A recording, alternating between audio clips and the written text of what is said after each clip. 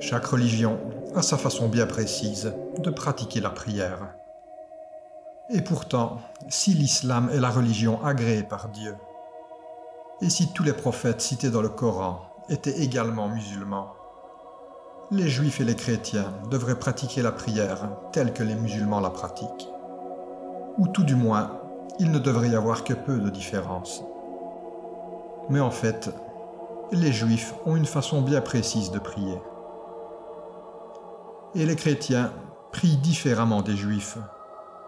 Et pourtant les chrétiens sont censés suivre les enseignements de Jésus, qui était juif, et devraient donc prier comme les juifs le font.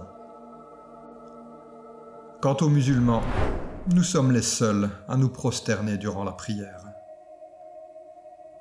Un peu comme si Dieu avait prescrit aux prophètes une autre façon de prier. Et pourtant, si l'on se penche un peu sur les textes juifs et chrétiens, on se rend compte que la prosternation leur a également été imposée, même s'ils ne la pratiquent plus, ou presque plus, car il y a encore une communauté de juifs qui se prosternent durant la prière. Cette communauté est la communauté des juifs karaïtes. Les juifs karaïtes sont très minoritaires parmi la communauté juive. Mais d'après eux, ils sont les représentants du judaïsme ancestral, le judaïsme des prophètes. Et d'après leurs propres mots, ils prient tels que les prophètes priaient. Et ils affirment que les juifs ont cessé de se prosterner quand l'islam est apparu, pour se différencier des musulmans. Les juifs karaïtes ont une pratique religieuse qui est vraiment très proche de l'islam.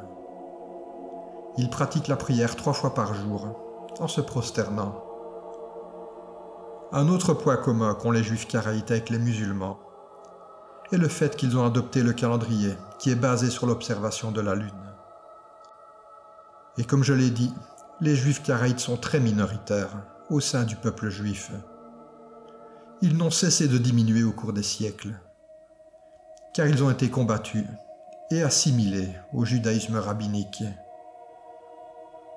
Mais cette pratique du judaïsme est ce que l'on peut qualifier de plus proche de la religion des prophètes avant Mohammed sallallahu alayhi wa sallam. Je vais maintenant lire quelques passages de la Bible et de la Torah qui montrent que les prophètes se prosternaient également durant la prière.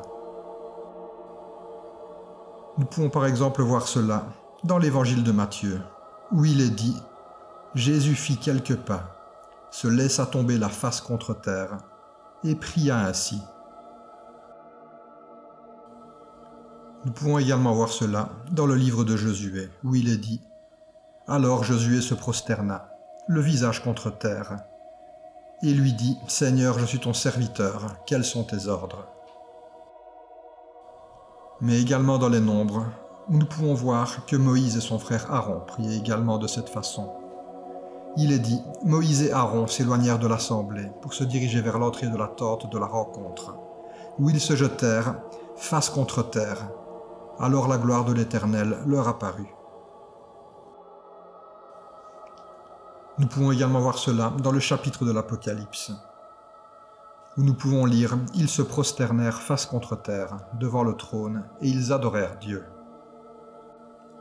Et voici un dernier exemple qui se trouve dans Néhémie, où nous pouvons lire « Ils s'inclinèrent jusqu'à terre et se prosternèrent devant l'Éternel pour l'adorer. »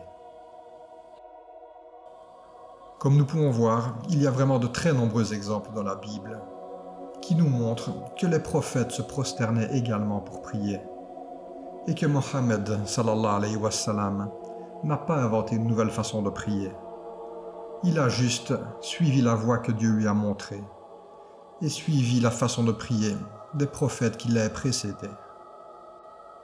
Mais Dieu sait mieux, Allah alim. Puisse Dieu guider tous ceux qui croient en lui.